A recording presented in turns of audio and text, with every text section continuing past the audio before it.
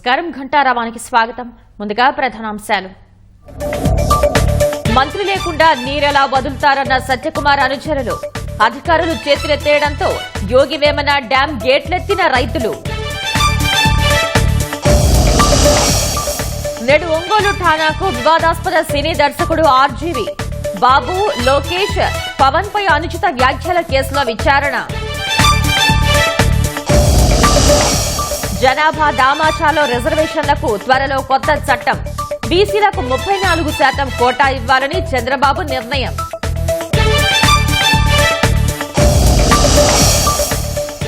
రాజ్యసభలో ప్రధాని ప్రకటనపై కాంగ్రెస్ ఆగ్రహం. అబద్దాలు, అర్ధసత్యాలే చెప్పారన్న ఖర్గే.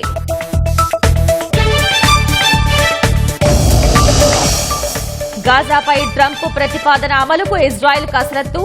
వ్యతిరేకంగా దౌత్య మద్దతు కూడగట్టే యత్నాల్లో ఈజిప్ట్.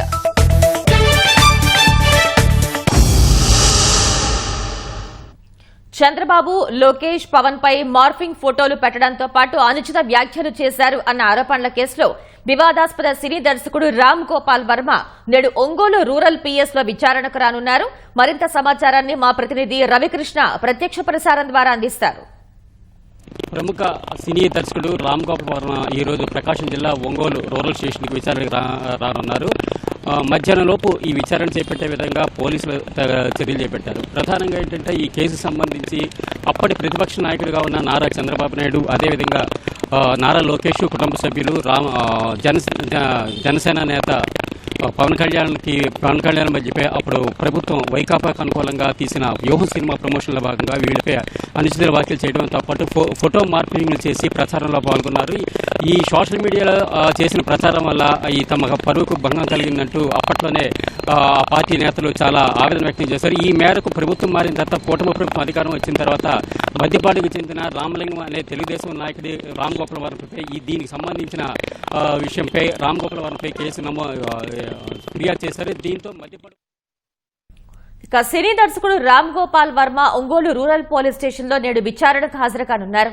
సామాజిక మాధ్యమాల్లో సీఎం చంద్రబాబు, పవన్ కళ్యాణ్, లోకేష్ ల ఫోటోలు మార్ఫింగ్ చేయడమే కాక వారిపై అనుచిత వ్యాఖ్యలు చేసిన కేసులో వర్మ విచారణకు హాజరు కానున్నారు. పోలీసుల దర్యాప్తునకు సహకరించాలని, వ్యక్తిగతంగా హాజరవ్వాలని గతంలో హైకోర్టు సూచించింది. దీంతో ఫిబ్రవరి 4న విచారణకు రావాలంటూ ప్రకాశం ఎస్పీ ఏఆర్ దామోదర్ ఆయనకు నోటీసులు పంపారు. కానీ ఆ రోజున తనకు కుదరదన్న వర్మ నేడు ఒంగోలు రూరల్ పీఎస్ లో విచారణకు హాజరవుతానని సమాచారం పంపారు.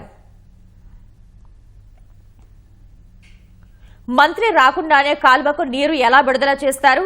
ప్రోటోకాల్ పాటించాలనే విషయం మీకు తెలియదా అంటూ ఆరోగ్య శాఖ మంత్రి అనుచరులు నీటిపారుదల అధికారులకు అల్టిమేటం జారీ చేశారు. కాలువకు నీరు విడుదల చేయలేమంటూ అధికారులు చేతులెత్తేశారు. శ్రీ సత్యసాయి జిల్లా ధర్మవరం నియోజకవర్గం పరిధి యోగి వేమన డ్యాం కుడి కాలువకు నీరు విడుదల చేయాలని ఆయకట్టు రైతులు నెల రోజులుగా అధికారుల చుట్టూ తిరుగుతున్నారు. ఎట్టకేలకు స్పందించిన అధికారులు గురువారం నీరు విడుదల చేస్తామని ప్రకటించారు. ఈ మేరకు సాగునీటి సంఘం చైర్మన్ జయప్రకాష్ తో కలిసి నిన్న ఉదయం 8 గంటలకు రైతులు యోగి వేమన డ్యాం వద్దకు చేరుకున్నారు. విషయం తెలుసుకున్న మంత్రి సత్యకుమార్ ముఖ్య అనుచరుడు, ముదిగుబ్బ మండలానికి చెందిన భాజపా నాయకుడు ఇరిగేషన్ జేఈకి ఫోన్ చేసి మంత్రి లేని సమయంలో నీరు ఎలా విడుదల చేస్తారంటూ హెచ్చరించారు. మంత్రి వచ్చే వరకు కార్యక్రమాన్ని వాయిదా వేయాలన్నారు. దీంతో నీటి విడుదలకు జేఈ నిరాకరించారు. తర్వాత irrigation SE Vishwanath Reddy dam వద్దకు చేరుకుని సత్యకుమార్ తో పాటు ఉన్నతాధికారులకు సమాచారం ఇచ్చేందుకు ప్రయత్నించగా ఎవరూ అందుబాటులోకి రాలేదని తెలుస్తోంది. కాలువకు నీరు విడుదల చేయకపోతే తమ పంటలు ఎండిపోతాయని, అదే జరిగితే డ్యాంలో దూకి చావడం ఒక్కటే దిక్కని రైతులు ఎస్సీతో వాపోయారు. అధికారులు చేతులు ఎత్తేయడంతో మధ్యాహ్నం 2 గంటల సమయంలో రైతులే గేట్లెత్తి కాలువకు నీరు విడుదల చేసుకున్నారు. ఈ వ్యవహారంపై జేఈ కృష్ణకుమార్ ను వివరణ కోరగా రైతులకు ఇబ్బంది కలగకుండా కాలువకు నీరు విడుదల చేయాలని మంత్రి సత్యకుమార్ నుంచి ఆదేశాలు వచ్చాయని తెలిపారు. అరెస్టు విషయంలో తొందరపాటు చర్యలు తీసుకోకుండా పోలీసుల్ని నిలువరించాలని వైసీపీ నేత మాజీ మంత్రి కాకాని గోవర్ధన్ రెడ్డి చేసిన అభ్యర్థనను హైకోర్టు తోసిపుచ్చింది. అరెస్టు చేస్తారనే ఆందోళన ఉంటే ముందస్తు బెయిల్ పిటిషన్ వేసుకోవాలని సూచించింది. కేసులను కొట్టేయాలంటూ దాఖలు చేసిన పిటిషన్లలో అరెస్టు నుంచి రక్షణ కల్పిస్తూ మధ్యంతర ఉత్తర్వులు ఇవ్వలేమని తేల్చి చెప్పింది. ఫిర్యాదుదారులకు నోటీసులు జారీ చేసింది. హైకోర్టు న్యాయమూర్తి జస్టిస్ కె శ్రీనివాస్ రెడ్డి ఈ మేరకు ఉత్తర్వులు ఇచ్చారు. టీడీపీ నేతల్ని విడిచిపెట్టేది లేదని, పోలీసుల పాపాలు వారికి శాపాలుగా మారతాయని కాకాణి చేసిన వ్యాఖ్యలపై తెలుగుదేశం నేత ఒంటేరు ప్రసన్న కుమార్ ఇచ్చిన ఫిర్యాదు ఆధారంగా కావలి పోలీసులు కేసు నమోదు చేశారు. వెంకటాచలం పోలీస్ ఇన్స్పెక్టర్ సుబ్బారావుపై కాకాణి అనుచిత వ్యాఖ్యలు చేశారని పద్మయ్య అనే వ్యక్తి ఇచ్చిన ఫిర్యాదు మేరకు వేదాయపాలెం పోలీసులు కేసు నమోదు చేశారు. ఈ 2 కేసులను కొట్టేయాలని గోవర్ధన్ రెడ్డి వేసిన పిటిషన్లపై ఆయన న్యాయవాది దుష్యంత్ రెడ్డి వాదనలు వినిపించారు. రాజకీయ కారణాలతో కేసులు నమోదు చేశారని వాదించారు. న్యాయమూర్తి స్పందిస్తూ ప్రాథమిక దశలో కేసులను కొట్టేయటం సాధ్యం కాదన్నారు. వ్యాజ్యాలపై విచారణ 3 వారాలకు వాయిదా వేశారు.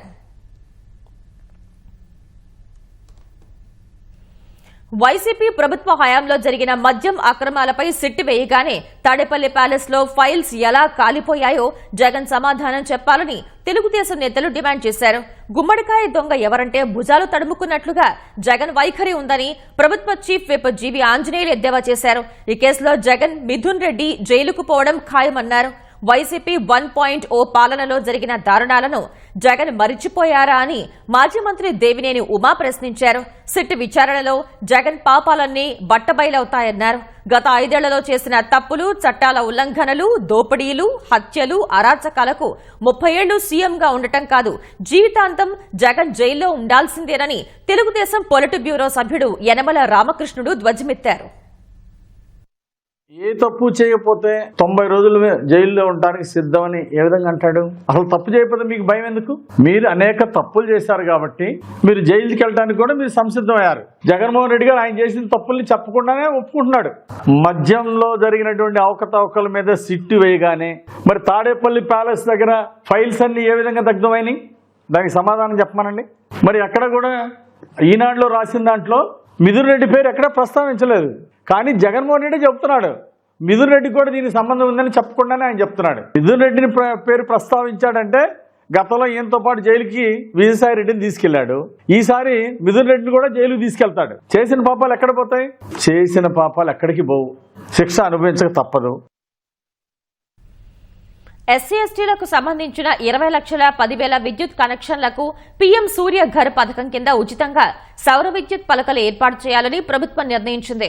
ఒక్కో ఇంటిపై 2 కిలోవాట్ల పలకలు ఏర్పాటు చేయనుంది. లబ్దిదారులపై పైసా భారం పడకుండా చూడటంతో పాటు ప్రతి నెలా కొంత మొత్తాన్ని లీజు రూపేణా ప్రభుత్వమే చెల్లించనుంది. దీనికి సంబంధించిన సర్వేను రాష్ట్ర ప్రభుత్వం పూర్తి చేసింది. ప్రతి నెల కొన్ని దరఖాస్తుల్ని ఆన్లైన్లో రిజిస్టర్ చేసేలా చర్యలు చేపట్టింది. ఈ మేరకు రాష్ట్ర ప్రతిపాదనను కేంద్రం ఆమోదించింది. నిబంధన మేరకు కేంద్రం ఇచ్చే రాయితీ విడుదల చేసేందుకు అంగీకరించింది. వాటి నిర్వహణ బాధ్యతల్ని డిస్కంలకు అప్పగించాలని నిర్ణయించింది. వీటి ద్వారా 2412 మెగావాట్ల సౌర విద్యుత్ అదనంగా అందుబాటులోకి వస్తుందని అంచనా. ఆతిథ్య రంగంలో పెట్టుబడులు పెట్టేందుకు ఆసక్తిగా ఉన్నామని అమెరికాకు చెందిన మ్యాక్సీ హోటల్స్ గ్రూప్ ప్రతినిధులు మంత్రి కందుల దుర్గేష్ కు తెలిపారు. సచివాలయంలో మంత్రితో ఆ గ్రూప్ ప్రతినిధులు భేటీ అయ్యారు. మ్యాక్సీ హోటల్స్ ప్రపంచ ప్రఖ్యాతి చెందాయని, పర్యాటకులకు విలాసవంతమైన సౌకర్యాలు కల్పించడం తమ ధ్యేయమని తెలిపారు. జాతీయంగా, అంతర్జాతీయంగా తమ హోటల్స్ విస్తరించి ఉన్నాయని వివరించారు. అనంతరం పర్యాటక రంగ అభివృద్ధిలో పీపీపీ విధానంలో ముందుకు వెళ్తున్నామని చెప్పారు. ఏపీలో పరిశ్రమ హోదా ఉందని మంత్రి దుర్గేష్ వివరించారు. నూతన పర్యాటక పాలసీ విధి విధానాలు, ప్రభుత్వం తరపున అందిస్తున్న రాయితీలను మంత్రి దుర్గేష్ తెలిపారు.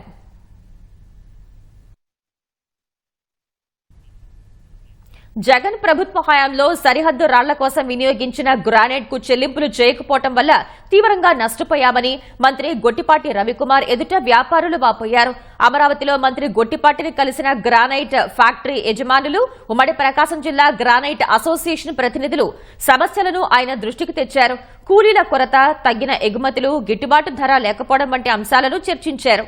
అందరికీ ఉపయుక్తంగా, మరింత పారదర్శకంగా పారిశ్రామిక విధానం అమలు చేయాలని మంత్రిని కోరారు. రాజధాని నిర్మాణ అవసరాలకు ప్రకాశం జిల్లాలో లభ్యమయ్యే గ్రానైట్ కలర్స్ ను వినియోగించాలని విజ్ఞప్తి చేశారు. గ్రానైట్ పరిశ్రమకు విద్యుత్తో పాటు వివిధ రకాల పారిశ్రామిక రాయితీలను కల్పించాలని విన్నవించారు. వ్యాపారుల అభ్యర్థనపై స్పందించిన మంత్రి సమస్యల పరిష్కారానికి కృషి చేస్తారని హామీ ఇచ్చారు. ఉమ్మడి గుంటూరు కృష్ణా జిల్లాల పట్టభద్రుల ఎమ్మెల్సీ అభ్యర్థిగా కూటమి తరపున ఆలపాటి రాజేంద్ర ప్రసాద్ నామినేషన్ దాఖలు చేయనున్నారు. వెంకటేశ్వర విజ్ఞాన మందిరం నుంచి కలెక్టరేట్ వరకు భారీ ర్యాలీ నిర్వహించేందుకు విస్తృత ఏర్పాట్లు చేశారు. 2 జిల్లాల పరిధిలోని ఎమ్మెల్యేలు, ఎమ్మెల్సీలు, ఎంపీలను నామినేషన్ కార్యక్రమానికి ఆహ్వానించామని, ర్యాలీలో కూటమి ముఖ్య నేతలు, పార్టీ శ్రేణులు పాల్గొంటారని ఆలపాటి తెలిపారు. ఇప్పటికే రాజా అన్ని నియోజకవర్గాల్లో విస్తృతంగా పర్యటించి ఎమ్మెల్యేలు, కూటమి పార్టీల నేతలతో సమావేశాలు నిర్వహించారు. నామినేషన్ కార్యక్రమాన్ని జయప్రదంగా నిర్వహించడం ద్వారా తన బలాన్ని చాటుకోవాలని భావిస్తున్నారు.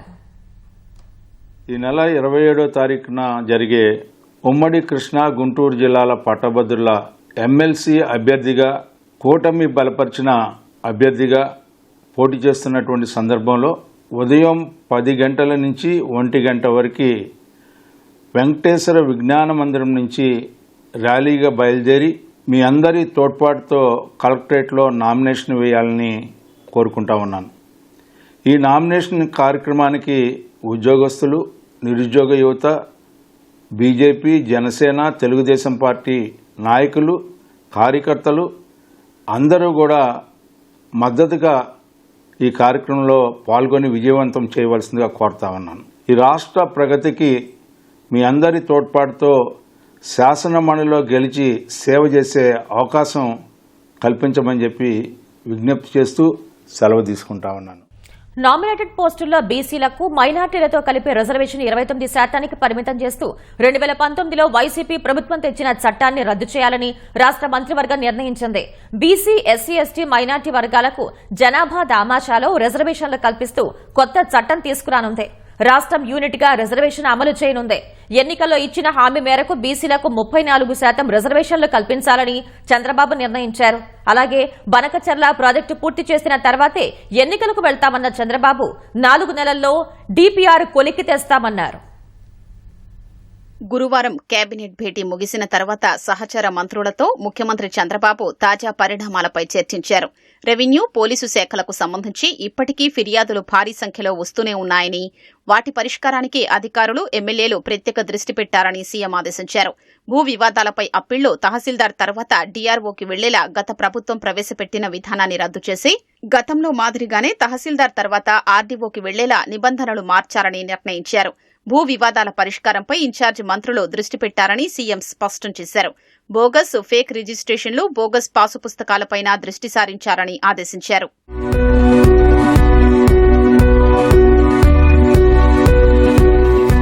మద్యం వ్యాపారులకు ఇచ్చే మార్జిన్ను 10.5% నుంచి 14% పెంచేందుకు ఏఈఆర్టీని సవరిస్తూ కేబినెట్లో నిర్ణయం తీసుకున్నారు. ఏపీలో మద్యం ధరలు పొరుగు రాష్ట్రాలతో సమానంగా ఉండేలా చూడాలని చంద్రబాబు స్పష్టం చేశారు. మద్యంపై ఏర్పాటు చేసిన మంత్రివర్గ ఉపసంఘం నిరంతరం పనిచేయాలని, లోపాల్ని సరిదిద్దేందుకు చర్యలు తీసుకోవాలని చెప్పారు. ఇసుక, మద్యంలో ఇప్పటికీ ఎక్కడైనా అక్రమాలు జరుగుతుంటే వాటి నివారణకు చర్యలు తీసుకోవాలని సూచించారు. గ్రామ, వార్డు సచివాలయాల హేతుబద్దీకరణ వేగంగా పూర్తి చేయాలని చంద్రబాబు ఆదేశించారు. ధరల పెరుగుదలపై మంత్రివర్గ ఉపసంఘం ఎప్పటికప్పుడు సమీక్షిస్తూ వాటి నియంత్రణకు చర్యలు తీసుకోవాలన్నారు.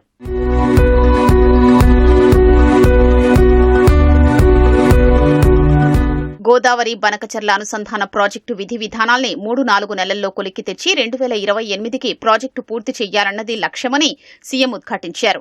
వివిధ నమూనాల్ని పరిశీలిస్తున్నామని, కేంద్రం సాయంతో హైబ్రిడ్ యాన్యుటీ మోడల్లో ప్రైవేటు సంస్థలతో కలిసి ప్రాజెక్టు చేపట్టాలన్నదే ఒక ఆలోచనగా తెలిపారు. ఆ ప్రాజెక్టు పూర్తి చేసే ఎన్నికలకు వెళ్లాలని స్పష్టం చేశారు. కేంద్ర ప్రభుత్వం జల్ జీవన్ మిషన్ గడువు పొడిగించడాన్ని సద్వినియోగం చేసుకుంటూ 3 ఏళ్లలో గ్రామాల్లో ప్రతి ఇంటికి కుళాయి కనెక్షన్ ఇవ్వాలని సీఎం తెలిపారు.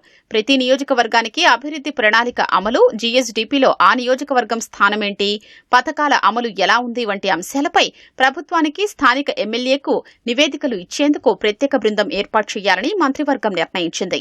వివిధ ప్రభుత్వ శాఖలు, విభాగాల్లో పనిచేసేందుకు ఒప్పంద ఉద్యోగుల్ని ఆయా శాఖలే ప్రైవేటు ఏజెన్సీల ద్వారా నియమించుకునే పాత విధానాన్ని పునరుద్దరించాలని మంత్రివర్గం నిర్ణయించింది.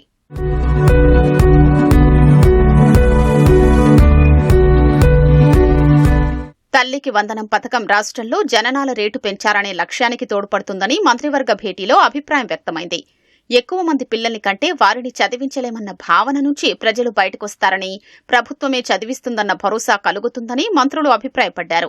అధికారులకు శిక్షణ కోసం హైదరాబాద్లోని మర్రి చెన్నారెడ్డి మానవ వనరుల అభివృద్ధి కేంద్రం తరహాలో అమరావతిలో ఒక సంస్థను ఏర్పాటు చేయాలని నిర్ణయించిన మంత్రివర్గం ఇందుకోసం మంత్రులు పి. నారాయణ, పయ్యావుల కేశవ్, లోకేష్లతో కమిటీని ఏర్పాటు చేసింది. కేంద్ర ప్రభుత్వం అమలు చేస్తున్న సూర్యఘర్, పీఎం కుసుమ్ పథకాల్ని సమర్థంగా వినియోగించుకుంటూ రాబోయే ఏడాది కాలంలో రాష్ట్రంలో కనీసం 10 లక్షల యూనిట్లనైనా ఏర్పాటు చేయాలని సీఎం సూచించారు.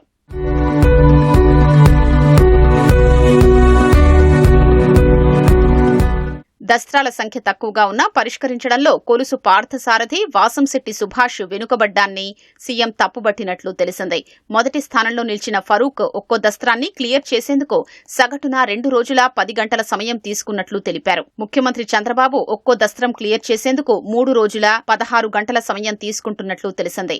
శాఖాపరంగా కొందరు మంత్రులకు ఎక్కువ దస్త్రాలు వస్తాయని, వాటిని ఆచితూచి పరిష్కరించడం తప్పు కాదన్న సీఎం తక్కువ దస్త్రాలు వచ్చే మంత్రులు పరిష్కారానికి ఎక్కువ సమయం తీసుకోవడం సరికాదని హితవు పలికారు.